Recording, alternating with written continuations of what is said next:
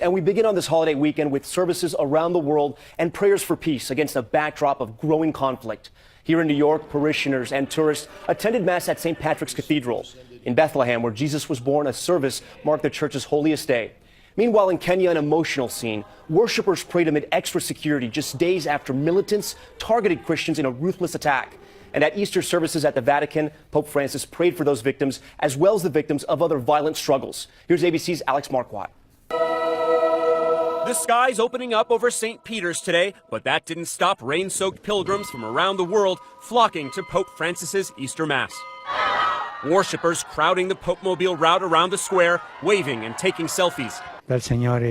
In his address, Pope Francis called on followers to pray for peace in the many global conflicts now raging. Above all, he said, in Syria and Iraq. Pope Francis's appeal coming just 5 months before a historic visit to the United States, where he has an impressive 70% favorability rating. Francis will be the first pontiff to ever address a joint session of Congress. He'll then meet with President Obama at the White House and wrap things up with a mass in Philadelphia, expected to draw as many as 2 million people.